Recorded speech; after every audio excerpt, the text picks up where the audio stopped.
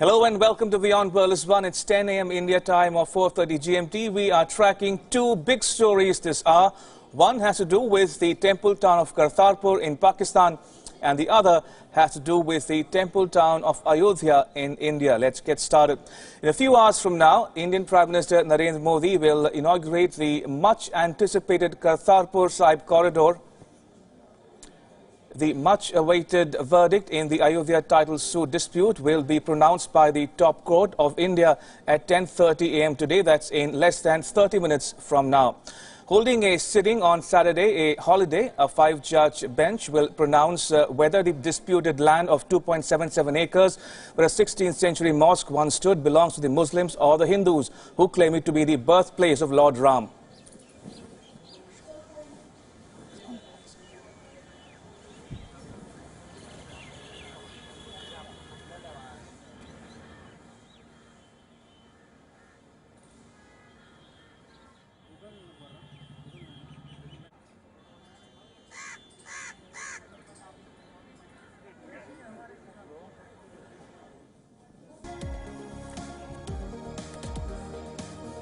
I won't give it time.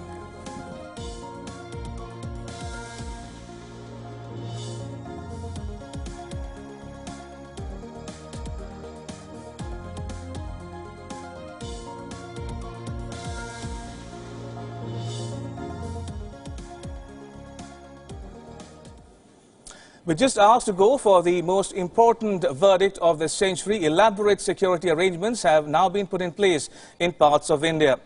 Prime Minister Narendra Modi, in a series of tweets, has called for peace and harmony as the Supreme Court is all set to deliver the judgment on the historical Ayodhya land dispute.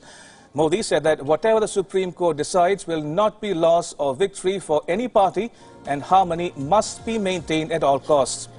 Meanwhile, heavy security arrangements have been made in Uttar Pradesh and especially Ayodhya. All schools, colleges and educational institutes in Uttar Pradesh will remain closed till Monday. Earlier, Chief Justice of India Ranjan Gogoi chaired a high-profile meeting with the top officials of the Uttar Pradesh government. Educational institutions will remain also closed in Delhi, Madhya Pradesh, Karnataka and Jammu and Kashmir's Kathua. Section 144 has been imposed across Uttar Pradesh, Jammu and Kashmir and parts of Karnataka.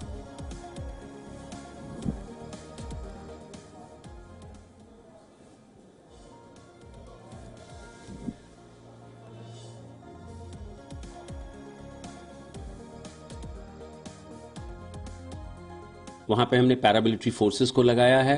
Aerial surveillance हम कर रहे हैं। हमने एक helicopter Lucknow में और एक helicopter Ayodhya में स्टैंड बाई रखा है ताकि अगर कोई भी स्थिति का सामना हमें करना पड़े तो हम उसको तुरंत लगाएं। और साथ ही साथ हमने जितने भी इंटेलिजेंस हमारे मशीनरी है उनको गेयरअप किया है। हमने जितने भी फुट पेट्रोल्स हैं उनको एक्टिवेट किया है। रैंडम चेकिंग्स हम कर रहे हैं। ट्रैफिक की व्यवस्था हम कर रहे हैं। ट्रैफिक में हमने रेगुलेशंस करने की कोशिश की है।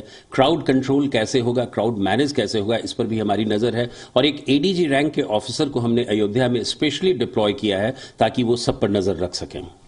A special effort is also being made that fake news does not circulate on social media on this issue.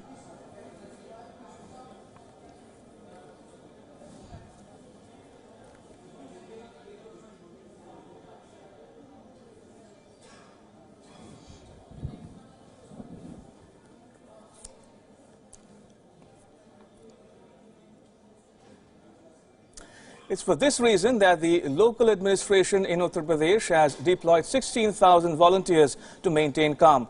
4 security zones have been created in Ayodhya. Security zones have been divided into red, yellow, green and blue zones. Red and yellow will be manned by the paramilitary. Blue and green will be manned by the local police. Red zone covers the disputed site and yellow 5 kilometers outside it. 4,000 paramilitary forces have been deployed in Ayodhya. The Home Ministry has issued an advisory to state governments to ensure that law and order is maintained through the country.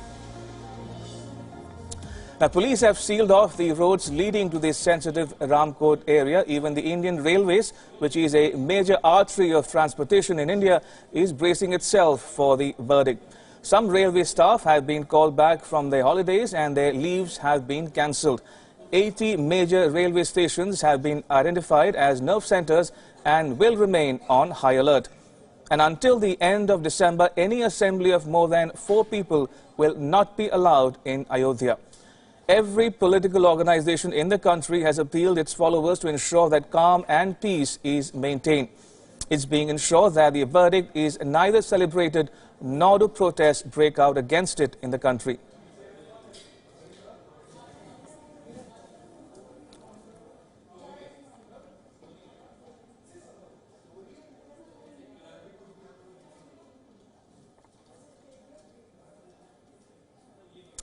Now, the legal battle in Ayodhya dispute may have begun in 1949, but the case shot into prominence only in the 1980s through a wave of identity politics. The dispute soon gained popular support and took the shape of a movement. Now, after the Babri Mosque demolition, the political leadership shifted the matter to the courts, but the case has been hanging fire for 25 years now. Let's take you back to the 1980s when the dispute catapulted from being a local issue to the national center stage. Politics in other parts of the country too was in a churn. A lot of developments in the country collided, challenging the rule of the ruling Congress party.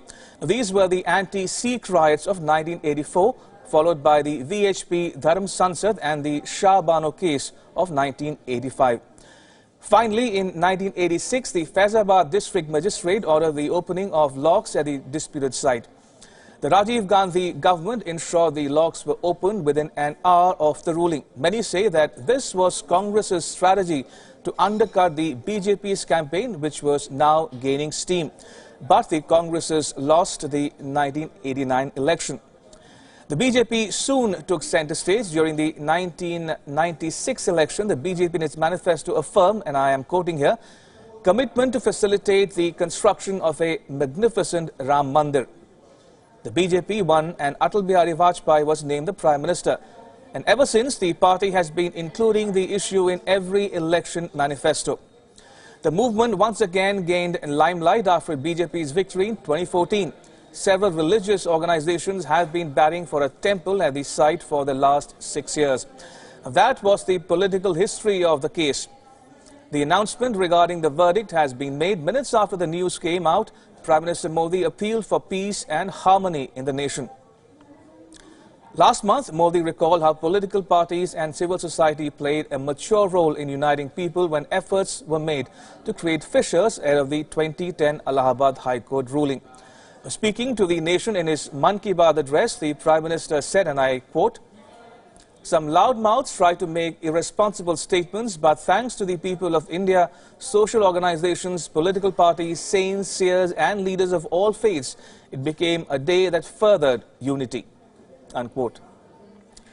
On the other hand, the Congress party too has cautioned its leaders from making unnecessary statements. Remember, the Congress Working Committee was expected to meet on Sunday to formulate the party's stand. The consistent line, according to the party itself, has been that they want everyone to abide by the court verdict.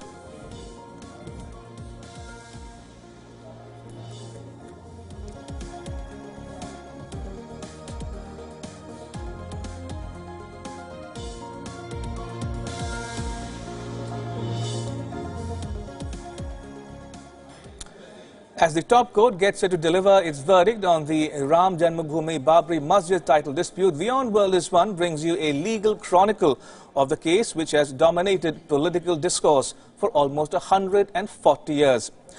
As of 24 hours ago, there was no clarity on the date of the verdict. What was known was that Chief Justice Ranjan Gogoi would in fact deliver the landmark verdict before retiring on 17th November. So when did this pernicious dispute begin? Well, Mir Baqi, the commander of the Mughal Emperor Babur, orders the construction of the Babri Mosque.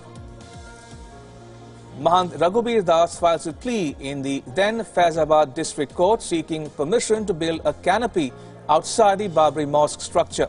Court rejects the plea.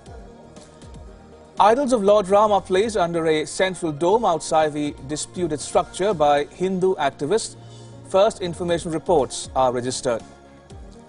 In 1959, the Nirmohi Akhada filed a lawsuit seeking possession of the disputed site, with 2 suits preceding this one seeking permission to worship the idols of Lord Ram.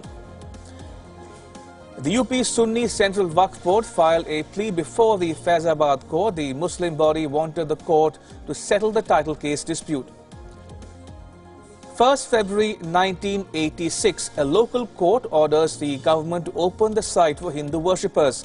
For context, Rajiv Gandhi was the Prime Minister when the decision was taken. Observers say 1989 was a pivotal trigger for what shaped the centuries-old dispute in the modern day. All 4 suits transferred to the Allahabad High Court. 5th suit filed in the name of Lord Ram for declaration and possession of site. Allahabad High Court ordered maintenance of status quo in respect of the disputed structure. And firebrand BJP leader L.K. Advani organizes BJP affiliates into a mass movement, commences the Ram Rath Yatra, a moment that forever changed the course of the story. The Babri Mosque, which stood on the disputed site, was raised by car sevaks who travelled from all parts of the nation to Ayodhya in the first week of December. After breaking the security barrier, the mosque's dome was ransacked by the car sevaks.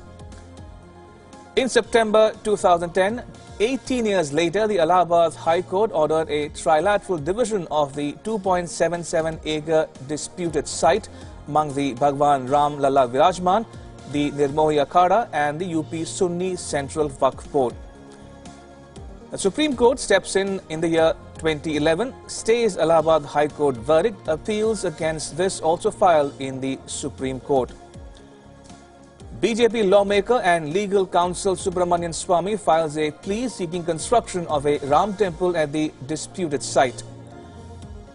Supreme Court dismisses plea for review of the 1994 Farooqi judgment but clarifies that it would have no bearing on pending title suits. October 2018 is when the top court turned down appeals for urgent hearings to start in January 2019.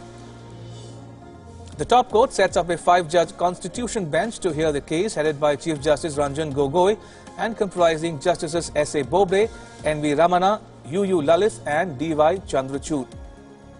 Finally, last month, the Supreme Court concludes the hearing of the long-contested Ram Janmabhoomi-Babri Masjid land dispute in Ayodhya and reserved its judgment.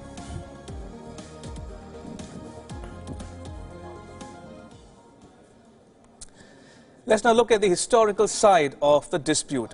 Now, according to Indian epic Ramayana, Lord Ram was born on the banks of the Saryu River in Ayodhya. This place is identified as the present-day Uttar Pradesh. Parties including the Nirmohi Akhada, All India Hindu Mahasabha and the Bhagwan Sri Ram Lalla Virajman claim that an ancient temple stood at the birthplace of Lord Ram. They claim that the temple was demolished in the year 1528 on the orders of India's first Mughal Emperor Babur. A mosque was then built there. We are talking about the Babri Masjid, which too was demolished. This was in the year 1992. So, is there any proof that a temple did in fact exist on the same land, or rather, has the court been provided with any proof at all? Let's find out. Now, the Allahabad High Court ordered the Archaeological Survey of India to carry out a probe. The government agency submitted a report in the year 2003. Archaeological Survey of India told the court that it found a massive structure just below the Babri Masjid.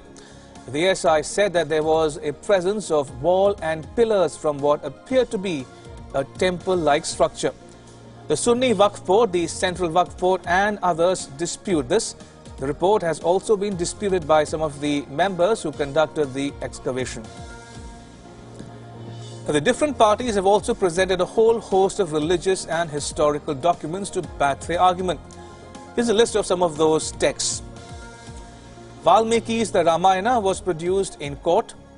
The Skanda Purana was presented as well. This Hindu religious text as a description of the holy city of Ayodhya.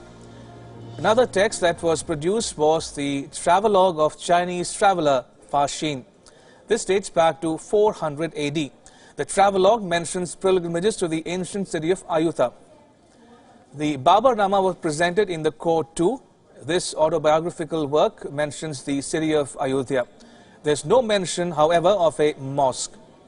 The travelogue of English merchant William Finch mentions the worship of Lord Ram in Ayodhya. This too was presented in court.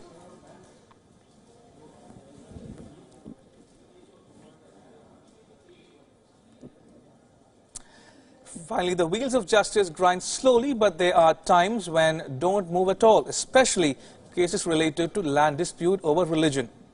Millions of cases are pending in courts throughout India's state of affairs, which was led to the creation of fast-track courts. Some trials have lasted for decades and sometimes for more than a century.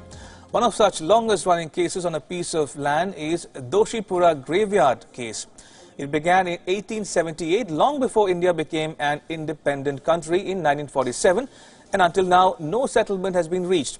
The case has been pitting Shia Muslims against Sunnis over 2 acres of land for more than a century. It's one of the oldest in India. In 1976, the Sunnis took the case to India's Supreme Court, and on 3rd November 1981, the Supreme Court ruled in favor of the Shias. But the government of the state of Uttar Pradesh told the court that removing the graves could lead to violence, and so far, nothing has been done. Another record-breaking case is of an erstwhile Bengali royal family's property, 7 mansions, 100 and 1,000 acres of land in present-day Bangladesh, and almost an eighth of Kolkata. This is the center of what is perhaps India's longest pending case. This 185-year-old case is now being fought by 200 heirs of Bengal's erstwhile royal family. All of these assets belong to a 17th century landlord of Bengal, Rajkrishna Dev, after his death in the year 1823. His properties were divided between his 7 sons. The sons then sold the assets in order to pay for their luxurious lifestyle. The heirs now demand that these assets be given back to them. The case in its 185th year and is pending in the Calcutta High Court. From India's oldest case to one that has gained a massive political momentum over the years, the bone of contention is a 2.77 acres of land in Uttar Pradesh's Ayodhya. To put it in simple terms, the dispute is all about whether back in the year 1528, a Ram temple was demolished or modified in order to build a mosque on top of it. The mosque later came to be known as Babri Masjid. It was demolished in the year 1992. The land is a sacred place for both the Hindus and the Muslims. The Hindus believe that the land is the birthplace of Lord Ram. For the Muslims, the 16th century Babri Masjid is sacred. The dispute has gained huge political significance over the years. It even found mention in the BJP's manifesto ahead of the 2014 parliamentary polls. And it is currently pending in India's top court.